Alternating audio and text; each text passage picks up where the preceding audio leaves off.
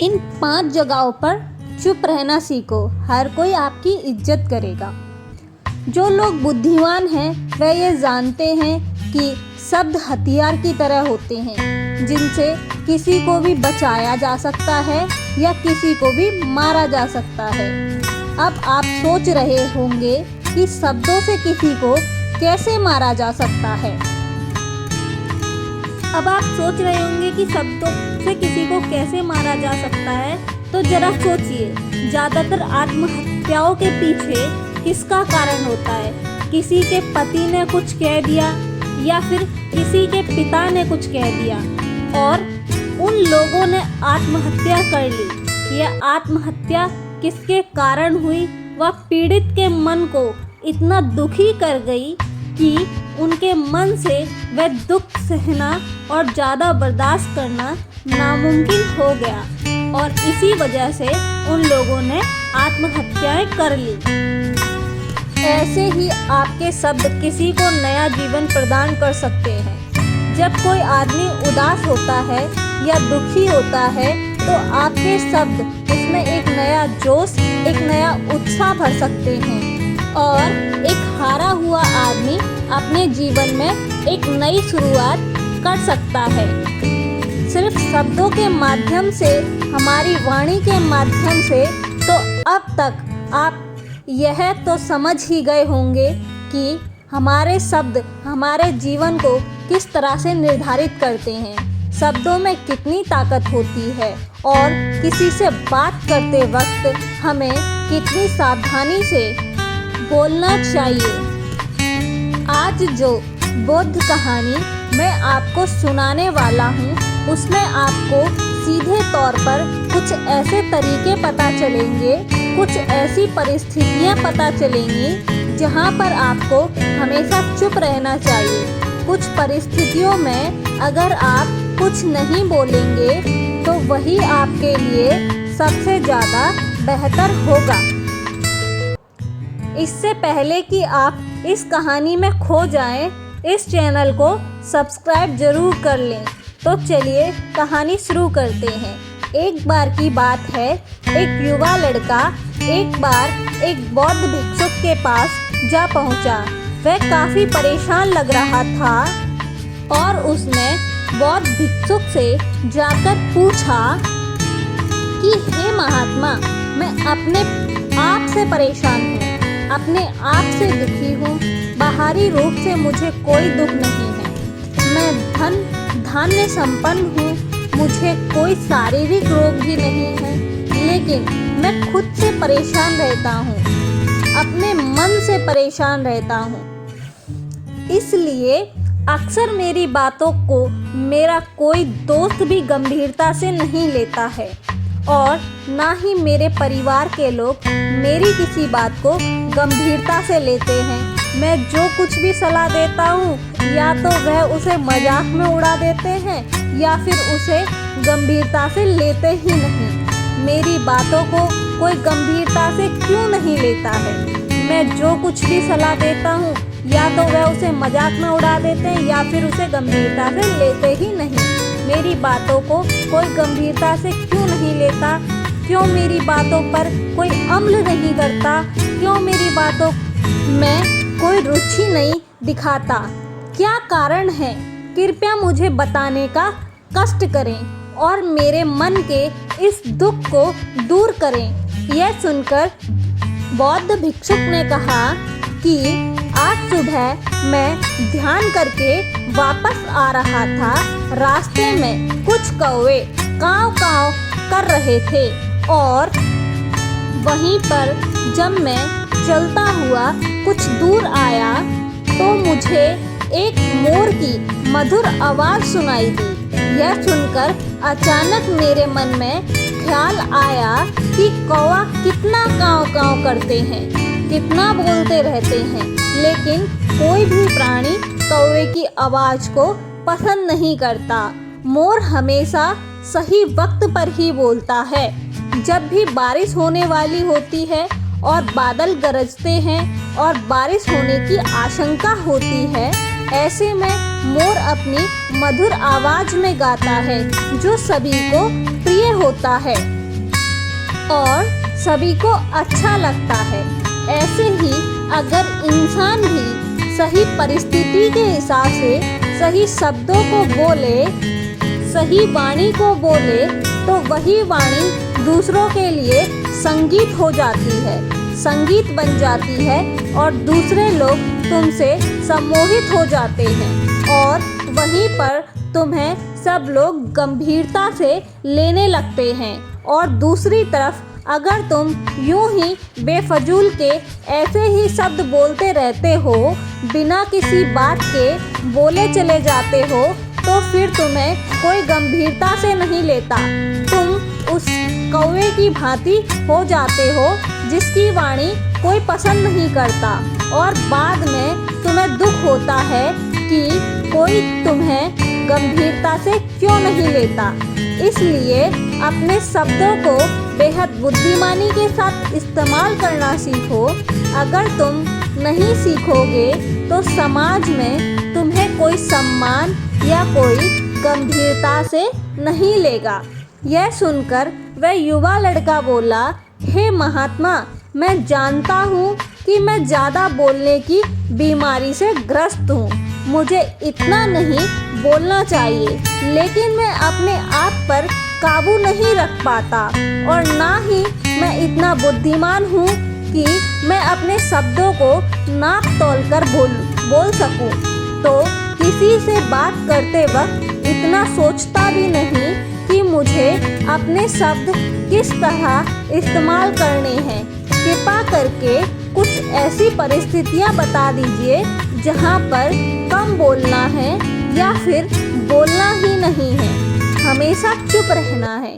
अगर आप मेरा ऐसा मार्गदर्शन कर सकते हैं तो मेरा जीवन आसान हो जाएगा और मुझे ज़्यादा दिमाग या अपनी बुद्धि लगाने की ज़रूरत भी नहीं पड़ेगी। यह सुनकर बुद्ध भिक्षु ने मुस्कुराते हुए कहा कि बेटा, वैसे तो इंसान को हर परिस्थिति में सोच समझकर ही बोलना चाहिए, लेकिन अगर वह हमेशा होश में नहीं रह पाता है, ध्यान में नहीं रह पाता है, मैं तुम्हारे दैनिक जीवन की कुछ ऐसी परिस्थितियाँ बताने जा रहा हूँ कि तुम्हें हमेशा चुप रहना है। अगर आप मेरा ऐसा मार्गदर्शन कर सकते हैं तो मेरा जीवन आसान हो जाएगा और मुझे ज़्यादा दिमाग या अपनी बुद्धि लगाने की भी ज़रूरत नहीं पड़ेगी। यह सुनकर बौद्ध भिक्षुक ने मुस्कुराते हुए कहा कि बेटा, वैसे तो इंसान को हर परिस्थिति में सोच समझकर ही बोलना चाहिए, लेकिन अगर वह हमेशा होश में नहीं रह पाता, ध्यान में नहीं रह पाता, मैं तुम्हारे दैनिक जीवन की कुछ ऐसी परिस्थितियाँ बता रहा हूँ जहाँ पर तुम्हें हमेशा चुप रहना है। अगर तुम ऐसी जगहों पर कुछ बोलोगे तो तुम्हारा अपमान ही होगा, फिर तुम्हें कोई गंभीरता से नहीं लेगा। सबसे पहली जगह है या वो है कि जब किसी ऐसे विषय के बारे में बातचीत हो रही है जिसके बारे में आपको कोई जानकारी ही नहीं है, तो ऐसी परिस्थिति में व्यर्थ में बीच में टांग अड़ाना, व्यर्थ का ज्ञान देना, आपको कुछ पता ही नहीं है लेकिन फिर भी आप अपना ज्ञान देने के लिए उत्सुक हैं, तो ऐसी जगह पर आपका अपमान ही होगा। जरा तुम खुद ही सोचो, जब कोई बीमार आदमी अपनी बीमारी के बारे में चर्चा कर रहा हो और आपको उस बीमारी के बारे में कोई ज्ञान ही नहीं है, लेकिन फिर भी आप व्यर्थ में, बेकार में उसे ऐसी औषधियाँ बता रहे हैं जिनका उनकी बीमारी से कोई तालमेल ही नहीं है, तो ऐसे में आप अपनी प्रतिष्ठा अपने हाथों से खो रहे होते हैं और आपको पता ही नहीं होता कि ऐसी परिस्थिति में आदमी को हमेशा सुनना चाहिए ध्यान से सुनना भी एक कला है। अगर आप सुनने का दिखावा करोगे तो कहीं ना कहीं सामने वाला आदमी को यह एहसास हो जाता है कि यह मेरी बात पूरे ध्यान से नहीं सुन रहा है। इसलिए जब आपको किसी विषय के बारे में पूरी तरह से जानकारी ना हो तो वहाँ पर केवल अपने कान लगाना ही ज़्यादा महत्वपूर्ण होता है, ज़्यादा ज़रूरी होता है। आप उस इंसान की बातें ध्यान से सुन सकते हैं और इसी बीच आप दोनों के बीच एक संबंध पैदा होगा और वह संबंध सच्चा होगा, क्योंकि आपने उसकी बात को बड़े ही ध्यान से सुना है और इस बात का पता सामने वाले को भी होता है। तो हम बिना कुछ बोले सिर्फ सुनने मात्र से किसी को अपना मित्र बना सकते हैं। इस बात को हमेशा ध्यान में रखना। दूसरी जगह जहाँ इंसान को हमेशा चुप रहना चाहिए वह है खाना खाते समय। इंसान को हमेशा चुप रहना चाहिए, मौन रहकर खाना खाना चाहिए। महात्मा बुद्ध और उनके भिक्षुक हमेशा चुपचाप ही खाना खाते हैं, भोजन करते हैं, शांत भाव से भोजन करते हैं, परिपूर्ण होकर भोजन करते हैं, पूरी तरह से करते हैं, एक एक टुकड़े का स्वाद लेकर भोजन करते हैं। और ऐसा भोजन जब आपके शरीर में पहुंचता है तो वह आपके अंग अंग तक ऊर्जा पहुंचाता है। अक्सर हम भोजन करते वक्त कुछ ना कुछ बोलते रहते हैं और कुछ ना कुछ सुनते रहते हैं, लेकिन मौन रहकर पूरा स्वाद लेकर उस भोजन को कभी नहीं करते। हम उस भोजन को करते वक्त आधे अधूरे ही रहते हैं और इसलिए हमारा शरीर रोगों से ग्रस्त हो जाता है। जरा तुम खुद ही सोचो, बुद्ध भिक्षु हमेशा भिक्षा लेकर ही भोजन क्यों करते हैं? और भिक्षा भी बिल्कुल मामूली सी, और वह भी एक वक्त का। तो भोजन करने के बाद भी वह इतने स्वस्थ रहते हैं, इतने उत्साह और जोश आनंद से भरे होते हैं। और हम तो इतना खाना खाते हैं, इतना सारा भोजन की सामग्री हमारे लिए उपलब्ध होती है, लेकिन हमारे शरीर में कोई ऊर्जा नहीं होती। इसका सबसे बड़ा कारण होता है कि हम अपना भोजन होश में नहीं करते, परिपूर्ण होकर नहीं करते, मौन रखकर नहीं करते। इसलिए अपना भोजन हमेशा मौन रखकर ही करो। तीसरी जगह जहाँ पर अगर आपने चुप रहना सीख लिया तो इसका मतलब यह है कि आपने अपने ऊपर विजय हासिल कर ली। जी हाँ, गुस्से में शांत रहना या चुप रहना इतना आसान नहीं होता। अक्सर हम गुस्से में भरकर कुछ भी ऐसे शब्द या अपशब्द बोल जाते हैं जिसका पछतावा हमें हमेशा रहता है, लेकिन जुबान से निकला हुआ शब्द वापस नहीं हो सकता, उस शब्द को मिटाया भी नहीं जा सकता। जी हाँ,